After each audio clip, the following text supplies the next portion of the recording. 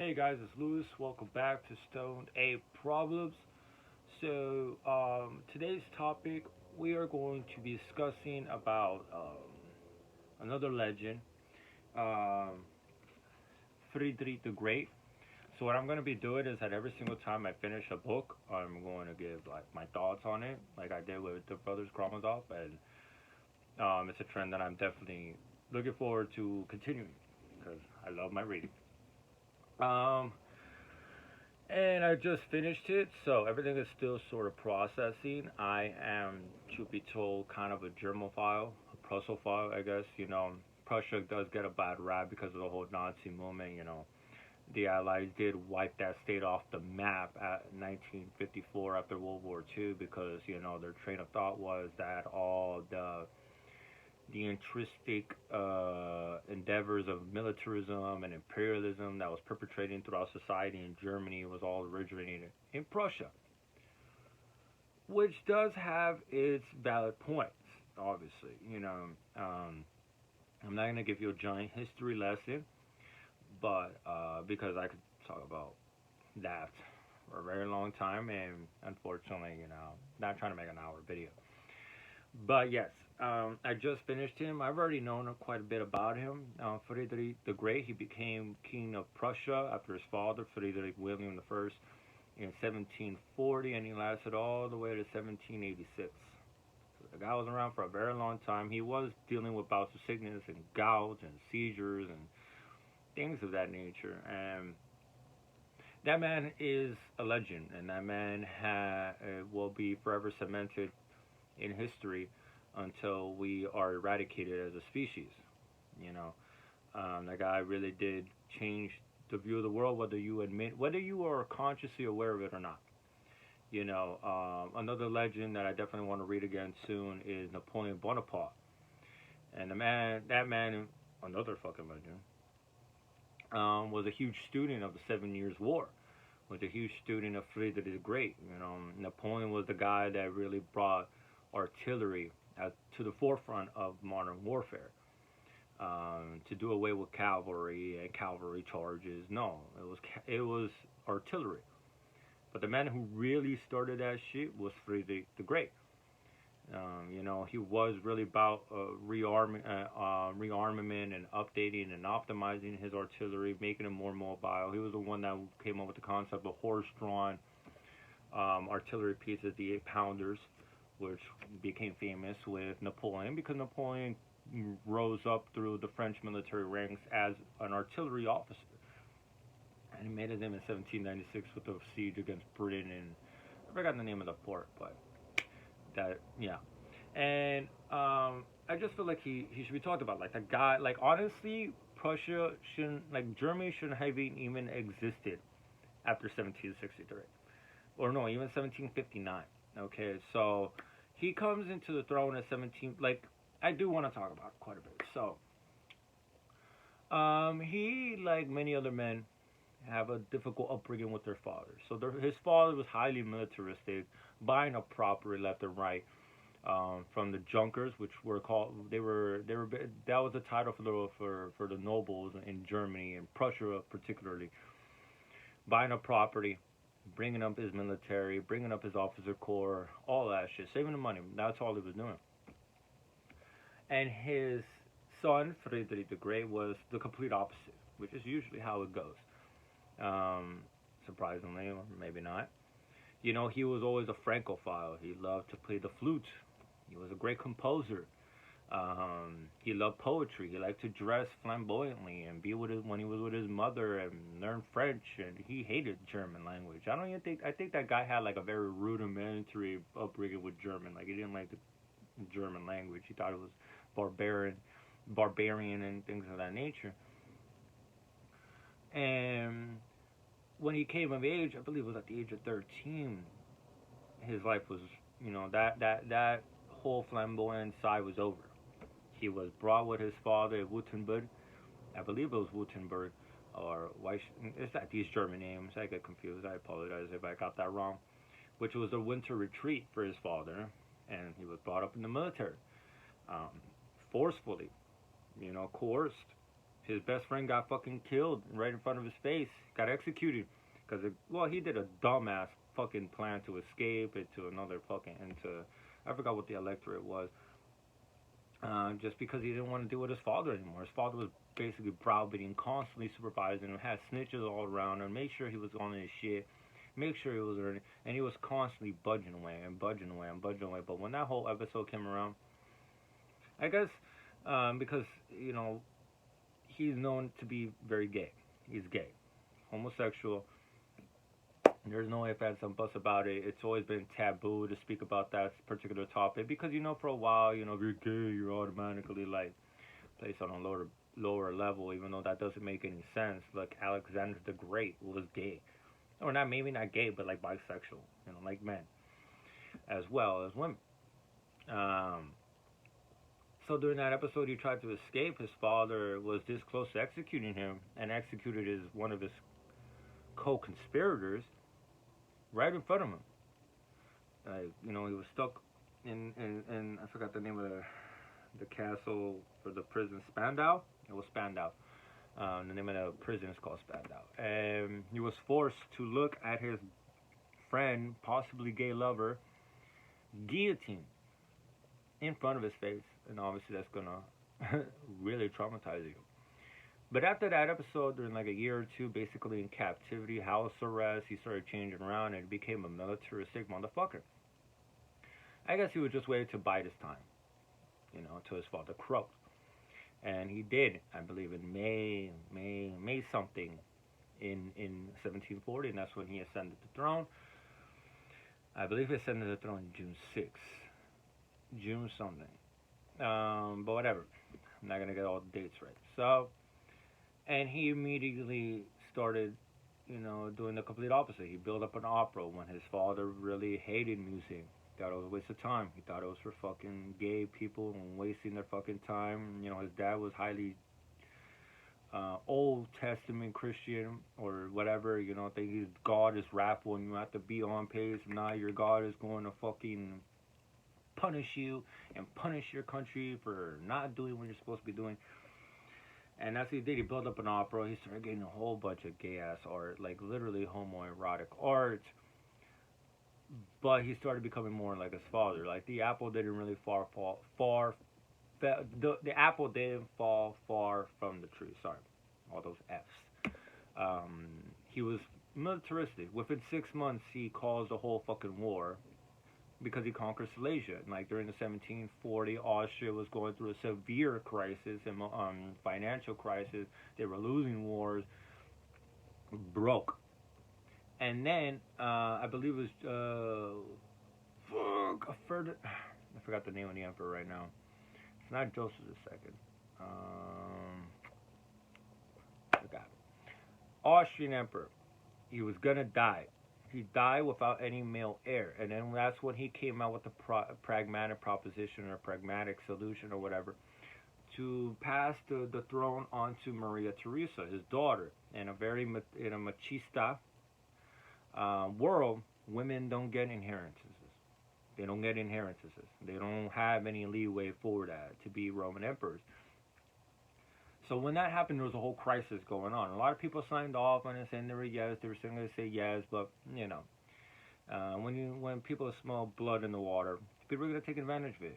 Humans don't change. That's what we are. We are very opportunistic with our goals, and he saw an opportunity. Like I said, Austria was severely suffering with a crisis. They had no money. Their army was a fucking ruin.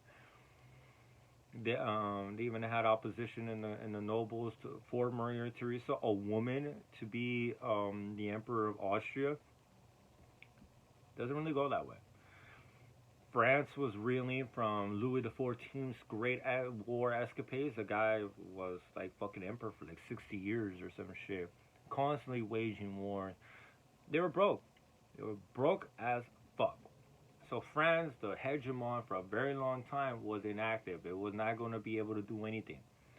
Same thing with Austria. And Silesia has a lot of resources, a lot of, waterways he connected. Like, it's a whole logistical strategic importance of Silesia. And he took advantage when he took it in 1740. And I think it lasted until 1742, the First Silesian War. And then I forgot what the treaty was. I know it was not the Treaty of Dresden, because the Treaty of Dresden was the one that ended the Second Silesian War. Because the Second Silesian War, everyone just decided, if I got it correctly, everyone decided, no, I think it was the First Silesian War, yeah, when they decided to, like, while he was trying to get Silesia, a lot of other people were trying to take advantage of the situation as well. Bavaria, Württemberg, Saxony, even France started coming in. And it's just really funny because during that time, before he became emperor, Prince Frederick the Great became king or whatever, he wrote an essay called Anti-Machiavelli. You know, to never cause a war without just, never to enter a war with just cause. There was no just cause to invade Silesia. Purely personal reasons, purely, you know, saying, here I am, and I'm going to put my chest out, and I'm here going to fucking take shit up. You know what I'm saying? I'm here to rock the world, basically. So, bullshit.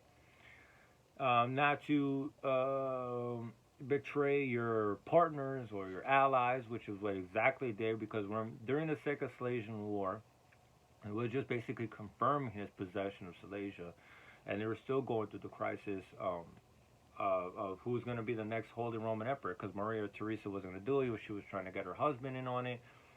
But for a while, it passed on to the King of Bavaria, and there was just a whole fucking big problem going on with it. And during that time, there was a coalition of Bavaria and Prussia and France and another whole bunch of other nations that were just, you know, they smelled blood in the water, and they were going to try to get their piece out of Austria, or the Holy Roman Empire. And during that time, they were really going at it, and Frederick realized, like, hold up, I don't want Austria to get completely wiped out, because France's plan was basically a precursor to what Napoleon did during the Napoleonic Wars, after he fucking wiped the floor with Prussia in 1806, was developed a thing called the Confederation of the Rhine. All these smaller states across, basically like a buffer for France against Russia or whatever other big country. And that's what France was trying to do before. So, you know, and Frederick saw that, because France's objective was to break up Austria into smaller states. But with France, with all the human resources they have, because it's a huge ass fucking country, and have all these smaller states, they were going to be the hegemons. And Frederick saw that. He's like, no, fuck that shit. I don't want them to get completely fucked. So he actually went around with Austria and started fighting the other people. So yeah, that was crazy. So no, that was the First Silesian War. So Second Silesian War, that's the First Silesian, and had a whole treaty, and he got a bad rap for it. Obviously, he betrayed his allies. Second Silesian War, Saxony jumped in on it, because, you know, there's always been a whole beef with Prussia and Saxony, because they've always been big power grabbers in northern Germany, especially after the Great Northern War, when the Polish-Lithuanian Commonwealth got eradicated for 20 years, you know, by Sweden and Russia and things of that nature. So, you know, there was a big power vacuum in Northern Europe that both of those nations were highly interested in taking. So the Second Silesian War comes around, and he's fighting. Now he's starting a fight on his own, basically. He's fighting Austria, he's fighting Bavaria. He went into Bohemia and had one of the most catastrophic retreats of all time in 1744, where he had mass desertions, mass fucking executions. People were leaving, people had no hope in him, and he still somehow found a way to get through and confirmed, and actually ended up winning. The Russians even got in on there for the first time.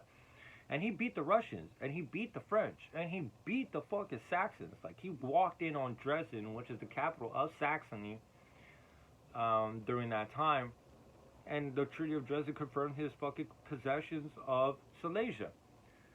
So for 2 years, people are fighting just to remain back to the same status quo, all these human losses and shit like that. But he persevered. He started fighting against nations.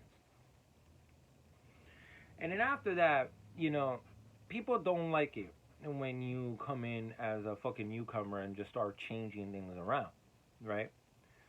So the whole precept of the enemy of my enemy is my friend, is what reconciled France and Austria. And France and Austria, if you're big history buff, you know that they've had beef for a very long time. The Habsburgs and the Bourbons, which are the royal families that ruled over those two countries, respectively. The Bourbons for the French and the Habsburgs for the Austrians.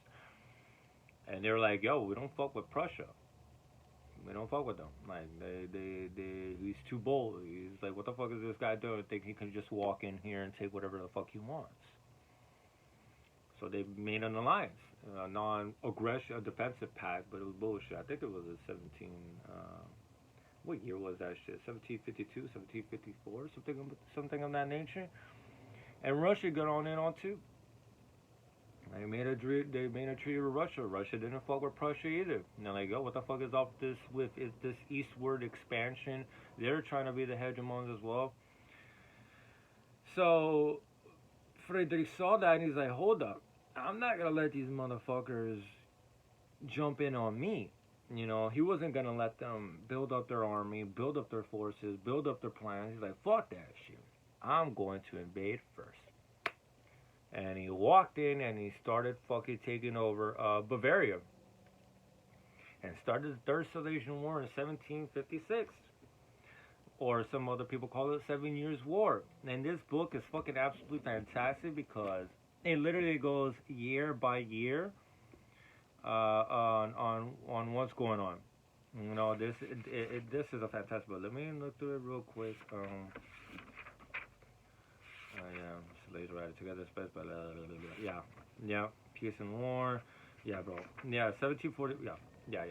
So, this is a great fucking book. It literally goes through year by year. You know, 1756, 57, 58, 59, 60, whatever.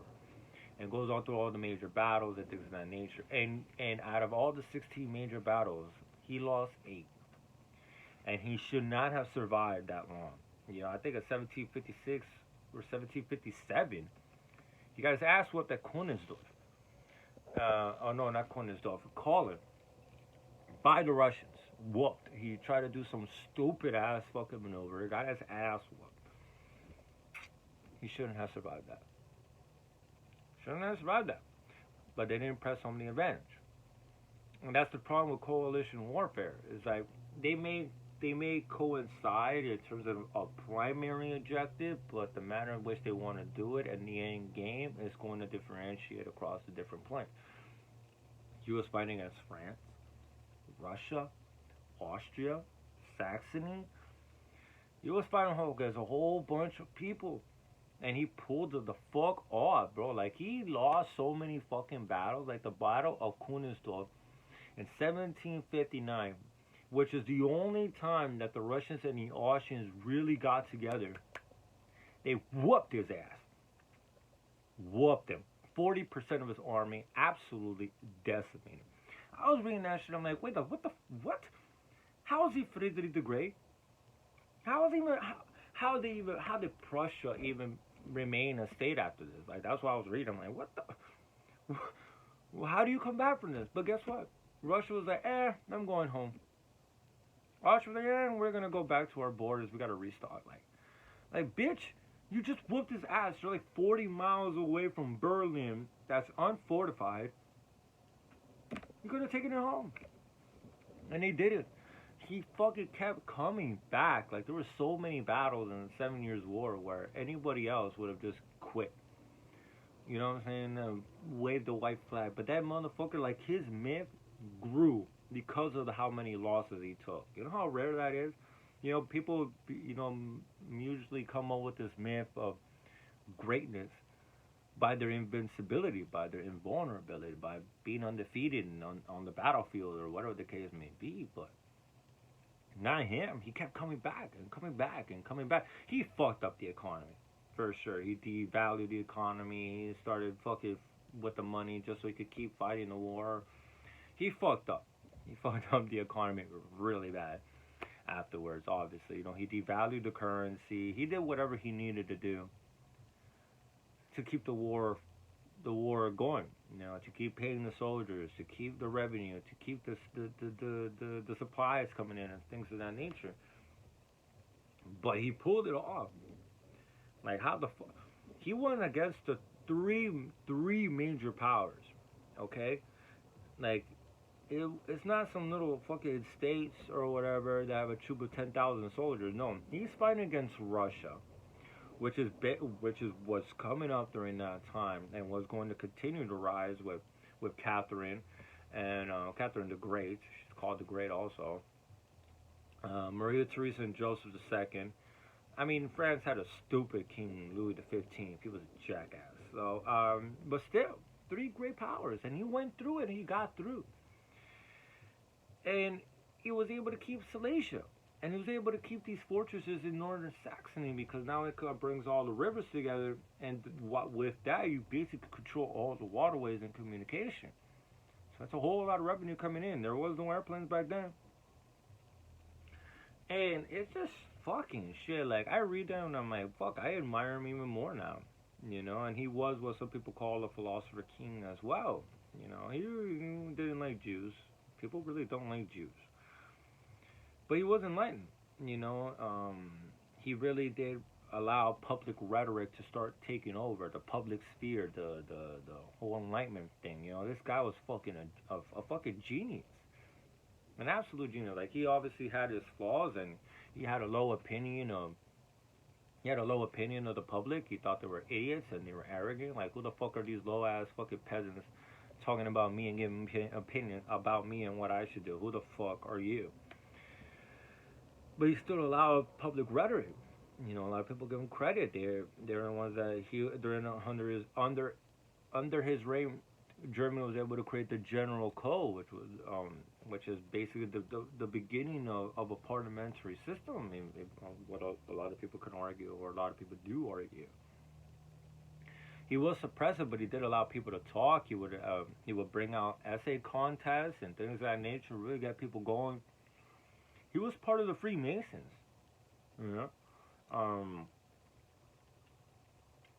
It just shows like you can have a whole lot of flaws, obviously. I mean, you could be paradoxical as fuck. He's a philosopher king, but he suppresses people. He hates people, but he likes.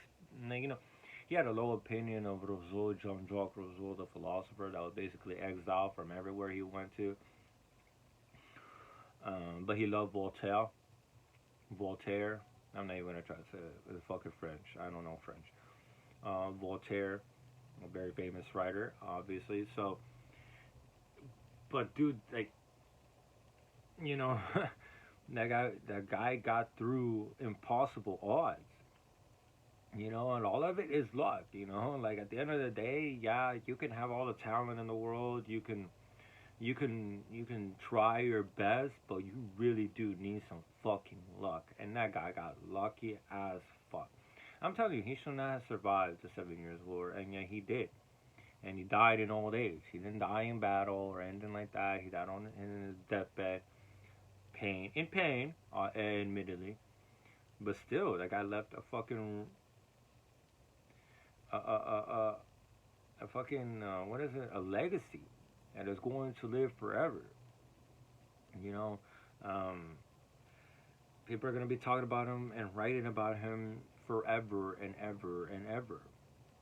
And that's something I admire a lot. And I'm always going to try to point home, like, you don't have to agree with that individual. Like I said before, I've read Hitler, I've read Genghis Khan, I've read Charlemagne. I don't agree with those idiots. Well, they're not idiots at the same time. You can learn a lot. Like they're immortal for a reason. They're talked about constantly for a reason. They got shit done. Whether you like it, when you want to admit it or not. Particularly with bad names like Hitler, for example. It's a trigger word for a lot of people. He got shit. He got shit behind him. He got a whole nation behind him. Motherfuckers are still fighting to the death, even after he died.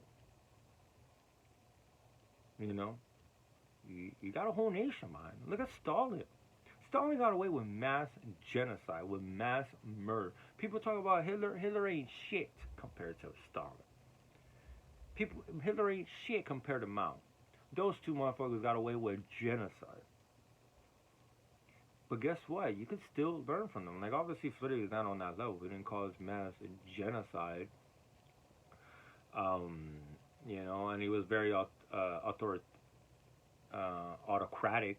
It was all about authoritarianism. I'm sorry, I got the enunciation. I apologize if I got the enunciation correct. But he's not enlightening in our 21st century mindset or perspective. But he got shit on the move. He got shit rolling. Not many kings during those times were wanting to read philosophy or wanting to read history. He loved reading the classic literature of Homer and like the Iliad and the Odyssey, and he loved Horace, and he loved Cicero. He was a fucking learned ass motherfucker, So he was ahead of his time. He was militaristic but ahead of his time, and you can always learn from these sort of people. Or draw inspiration somehow to persevere. Like that's what I got from them. Like anybody else, a lot of people would have given up. A lot of people would have waved the white flag. A lot of people would have just like, alright, fuck it, I'm not gonna be a superpower. I'll just be back into my little bullshit state, which is what other powers wanted it to be. But he's like, no, like I want to bring, like he wrote in an essay to his brother, like I placed the fate of the House of Hohenzollern of the Hohenzollerns on my shoulders. Like I want to elevate them to a higher level. That he definitely did. They started from some bullshit elector. Well, obviously started with Frederick the Elector, which was provided with sobriquet the Great Elector he was called, which was his grandfather.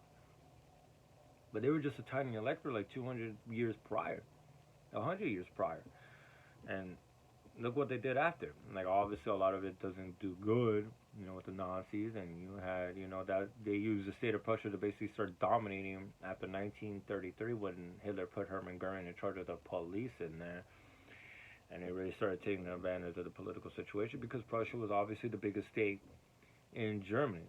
Obviously Otto von Bismarck came from Prussia, but also good as well. Look at Karl von Clausewitz. He wrote War, fighting against Napoleon, and Napoleon was emulating Frederick the Great. And the only reason Napoleon isn't attached to sobriquet the Great is because he lost in Waterloo. Because he lost. He lived too long to be given the Great. Because I really do fuck with Napoleon. He really did some dumbass decisions, like humans do. But that's why I'm really happy, because I'm able to see those dumbass decisions. And that's why I'm always the priest to say that you got to read your fucking history. Because even the greats make mistakes. And even the greats fuck up. Napoleon fucked up by going to Spain and placing his brother Joseph as the king of Spain. Like, what the fuck were you thinking? Freddy did the same thing. He did some really dumbass shit, but guess what? He just got lucky. But I always drive that point home on reading your fucking history, reading the greats, because you got to take advantage of the fact that we live in an age where you can Google search, or you can pick up a book. You can find a book on Amazon about anybody, about anything, about any topic you fucking want, and you can learn. There is literally no excuse to make mistakes like this anymore. There is no excuse to make any more mistakes like Hitler or Stalin or Mao, and understand really what was going on. You know what I'm saying? Like I said, you may not agree with these people, but they got shit. They got it. They did it. They attained power. They attained ultimate power. The power of life and death. They directed a country, a whole nation, on a collision course, on this course, a whole generation. People are going to talk about Stalin and fucking Hitler forever. You can hate them, but there's something to learn. There's always something to learn from these guys, and I'm definitely going to keep talking about this because these are great books, and I just realized that this is a lot longer than I thought it was going to be, but fuck it, man. A man like this should be talked about for hours. So, great book. Pick it up if you have an interest. It's Frederick the Great from Tim Blaney. One of the best biographies I have ever fucking ran. It doesn't even talk about only the 7 Years' War. It talks about his, like, policy at home, on the front, and how he fucked up the economy. Highly interesting. It's a fantastic. It's just a fantastic book. I'm definitely gonna read it again at some point in the future. Right now, I'm reading about the Peloponnesian War, and I do love my Greco and Roman history. So thank you guys again for watching and listening. Don't forget to like, subscribe, comment, do all that cool stuff. If you have any suggestions or you have any books that you want to recommend me, you think I would enjoy, please drop them down in the comments. Help me out with the algorithm, and help me out with some knowledge as well. So, hope you all have a great day. It is Thanksgiving tomorrow, so don't get too late. Have fun with the family or whoever you're gonna be with. And until next time, peace.